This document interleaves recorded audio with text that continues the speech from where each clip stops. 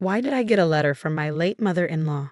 I couldn't believe my eyes as I stared at the envelope in my mailbox. It was from her, even though we had just said our goodbyes at her funeral yesterday. She had always been so kind to me, like a friend despite our age gap. We used to go out and have fun together, and her sudden passing had hit me hard.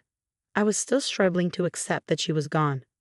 During my mourning, getting a letter from my mother-in-law was a big shock.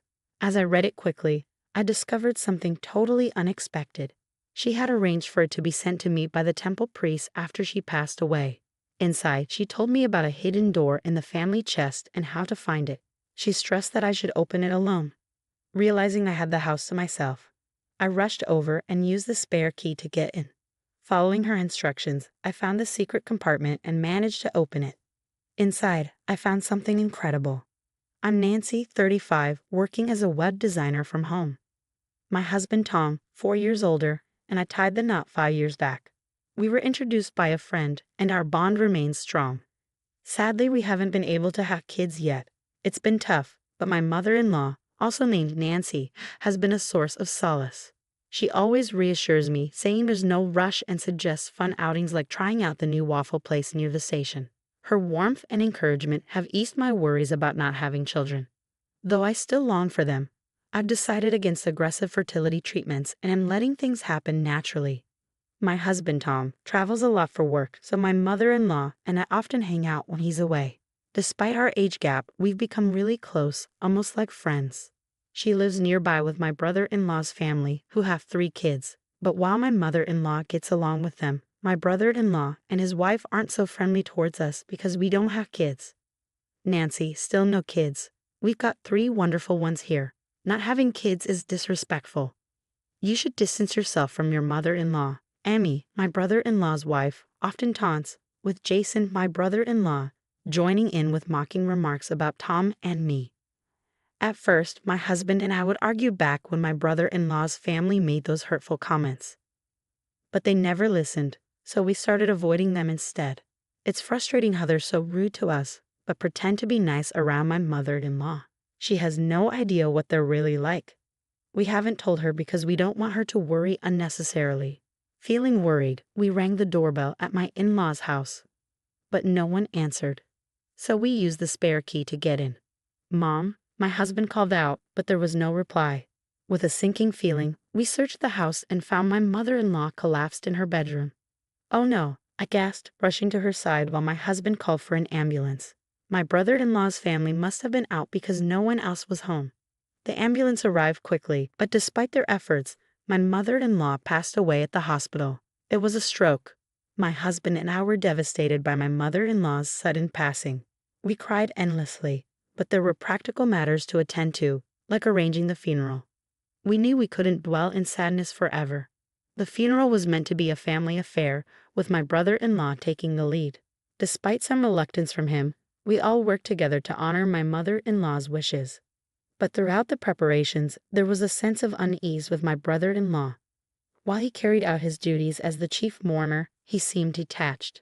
After brief conversations with relatives, he would abruptly leave, leaving them offended. They would then glare at him as he departed. During the gathering after the funeral, my brother-in-law took the first seat and stayed put, ignoring my husband's attempts to engage him with the guests. He just sat there with his beer, and his wife did the same beside him. Meanwhile, my husband and I moved around, thanking everyone for coming and sharing memories of my mother-in-law. Seeing their parents lounging and drinking seemed to influence my brother-in-law's kids, who busied themselves with games, laughing and nudging each other. It felt more like a casual get-together than a mourning gathering. None of them seemed affected by my mother-in-law's passing, and the relatives noticed. They didn't bother talking to my brother-in-law's family and instead shared memories with my husband and me before saying goodbye. Despite the relatives' noticeable change in behavior, they carried on, ordering more beer, discussing inheritances, and even planning vacations during this solemn time. After everything my mother-in-law did for them, "It's just disrespectful," I muttered, feeling disdainful towards my brother-in-law's family. The next morning, my husband left early for some errands. As I went to check the mailbox for the newspaper, I found a letter addressed to me. Who could this be from? I wondered, surprised as I opened it and realized it was from my late mother-in-law. Why would she send me a letter? I pondered, returning to the living room to read it. Inside, I discovered something unexpected. It seemed she had arranged for the temple priest to send it to me after her passing. The letter contained instructions on opening a chest, accessing a hidden compartment, and the contact details of the family lawyer. And then a note. Please open it alone. I carefully studied my mother-in-law's letter, admiring her strong handwriting despite her delicate frame. Taking a deep breath, I felt the weight of her words, reflecting her resilient spirit. Glancing at the clock, it read 9:30. The house should be empty now, I thought to myself as I prepared to leave. The kids would be at school, and my brother-in-law and his wife likely out on their planned outing, according to a social media post I saw earlier. Despite it being the day after our grandmother's funeral, they seemed eager for a day off using bereavement leave. If their post was accurate, the family home should be deserted. I knew I had to go now, or I might not have another chance. As I stepped into my parents-in-law's house using the spare key, a wave of sadness washed over me. The absence of my mother-in-law, always so warm and welcoming, felt heavy on my heart. Slowly, I made my way to her room. The chest, said to be her trousseau, looked old but well cared for. Following the letter's instructions, I opened it smoothly and found the hidden door at the back, just as described. Relief flooded me as I managed to open it safely. Inside, along with what the letter mentioned, I found another document. What could this be? I wondered, feeling my mother-in-law's love emanating from the papers. Tears threatened to spill, but I knew I had to leave quickly. I couldn't risk being caught there by someone returning home. After all, the letter had emphasized the importance of doing it alone. When I returned home with the documents, I reached out to the family lawyer mentioned in a letter to inform them of my mother-in-law's passing. Just as I was about to contact my husband and my brother-in-law's family to discuss gathering this weekend, an email from my sister-in-law arrived. It urged us to convene at my parents-in-law's house urgently for important news. What could she want to discuss? Despite feeling uneasy, declining seemed strange, so I accepted. That weekend, we nervously gathered at my parents-in-law's house. My brother-in-law and his wife wore smug smiles, and their children were conspicuously absent. As soon as we sat down, they presented a document, my mother-in-law's will. It bore her signature, leaving all assets to my brother-in-law and his wife. You see, we inherit everything, my brother-in-law gloated, his laughter harsh. While my husband looked stunned, I quietly excused myself and discreetly brought in the lawyer waiting outside. Who's this? My brother-in-law and his wife sounded puzzled as the lawyer entered. Even my husband, unaware of the lawyer's presence, looked surprised. This is the lawyer my mother-in-law trusted, I explained briefly. Gradually, confusion turned to anger on my brother-in-law and his wife's faces. A lawyer? Why bring them here? They demanded. It's part of my mother-in-law's instructions. She wanted the lawyer to help draft the estate division agreement smoothly, I replied. They protested loudly, insisting they didn't need legal assistance. My brother-in-law slammed the desk, gesturing to my mother-in-law's will. See, we have her will. We don't need a lawyer, he declared. The lawyer intervened calmly. Are you sure your mother wrote this entire document herself? My brother-in-law affirmed angrily, but the lawyer shook his head. This can't be recognized as a will. A holographic will must be entirely handwritten by the testator, he explained, pointing out inconsistencies in the document. The handwriting looked familiar, but the rest appeared to be printed, likely from a computer. The room fell silent as my brother-in-law reached for the will in front of him. But no matter what he did, the content remained unchanged, neatly printed in Gothic font. Huh? Suddenly, my husband pointed out something strange. Why is the back of the paper so clean? I examined it closely and noticed a discrepancy. The handwriting in the signature section was different from the rest. Could this be a forged will? My brother-in-law and his wife trembled at the lawyer's observation. We wouldn't do such a thing, they protested, but their tension was palpable. The lawyer warned forgery of a will is a serious crime. Their faces drained of color as they stuttered through excuses. The lawyer delivered the final blow. Nancy has a notarized will, making yours invalid. My brother-in-law and his wife were shocked. What? We never heard of it, they exclaimed. But I remembered the letter from my mother-in-law, mentioning a notarized will hidden behind the chest's secret door. We were just as surprised. In the letter my mother-in-law sent earlier, she disclosed the hiding spot to us. Along with practical details, she explained her reasons for making the notarized will and why she shared it with me. She had sensed her health declining and prepared the will, suspecting that my brother-in-law and his wife might try to interfere with it. While I had thought my mother-in-law was oblivious to my brother-in-law and his wife's true nature, it seemed she had a faint inkling of their greed. The notarized will stipulated that the assets would be split equally between my brother-in-law and my husband. What? She did this? My brother-in-law and his wife were stunned, their eyes wide. Then my brother-in-law's demeanor shifted abruptly, and he exclaimed, "Ah, right. As the eldest son, I'm supposed to be the beneficiary of Mom's life insurance, aren't I?" His eyes gleamed with intensity as he spoke.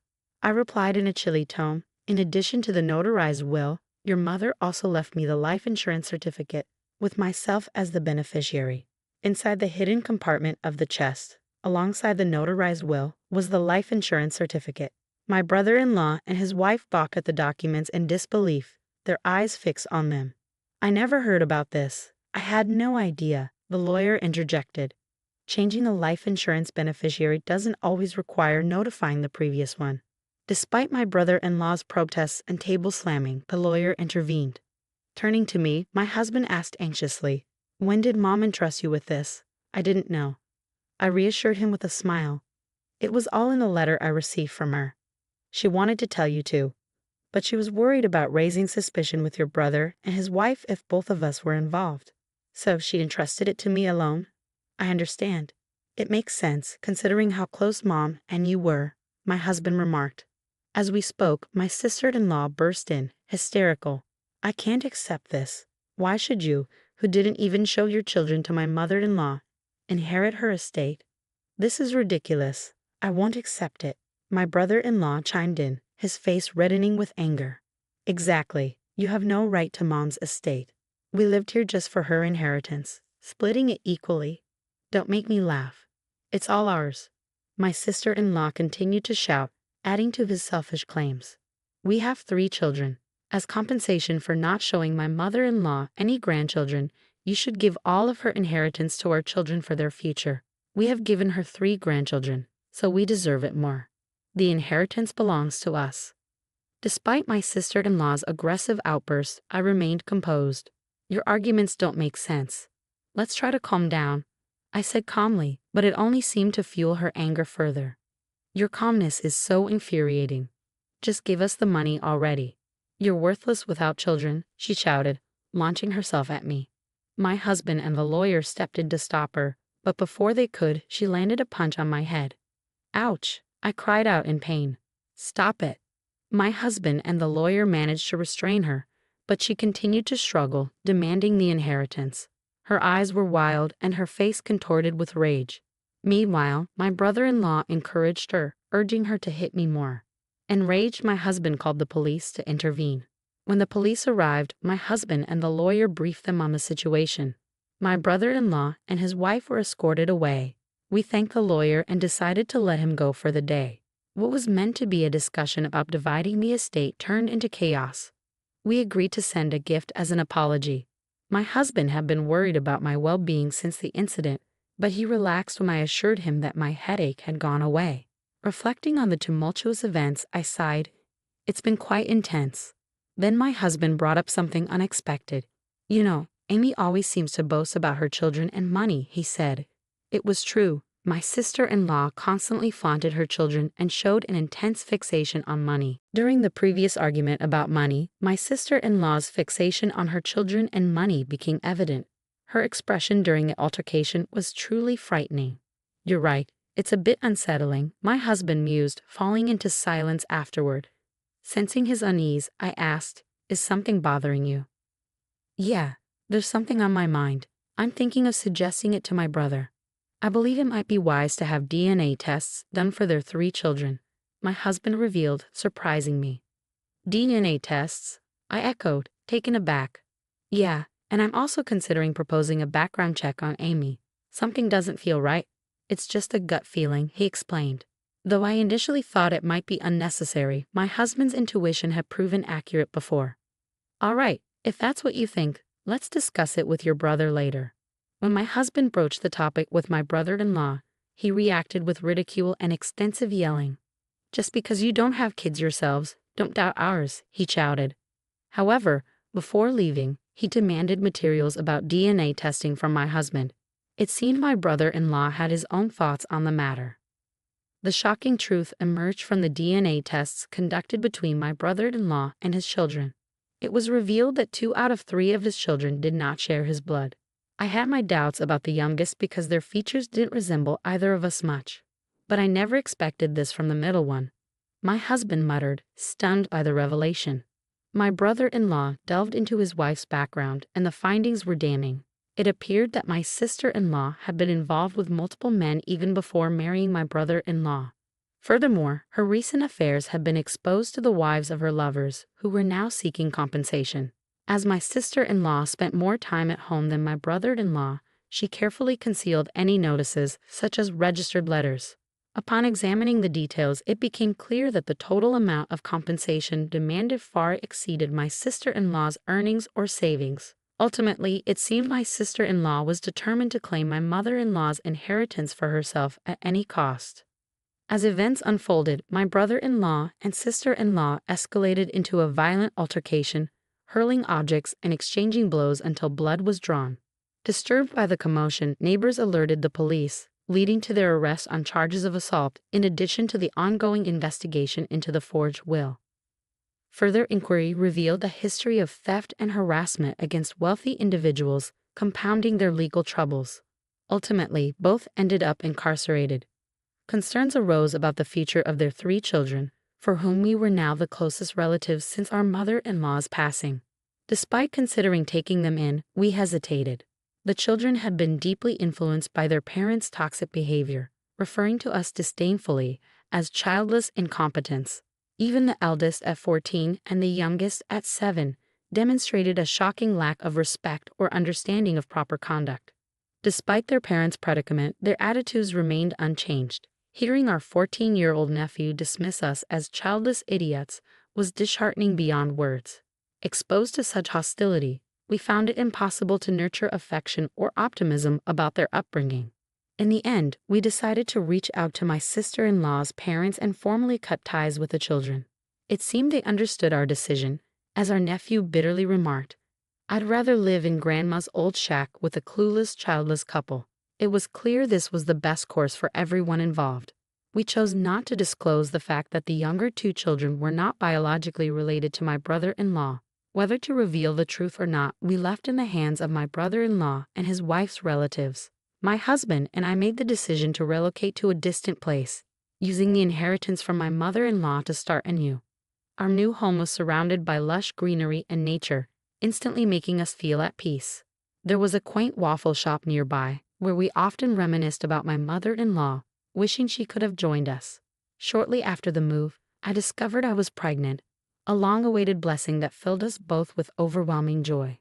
The positive pregnancy test brought tears to our eyes, and later, the doctor confirmed the news, leaving us elated. We couldn't help but imagine how thrilled my mother-in-law would have been if she were still with us. In addition to the pregnancy, the entrepreneurial venture I had been quietly planning was also progressing smoothly. My husband and I worked diligently, anticipating the arrival of our child and cherishing each day filled with happiness.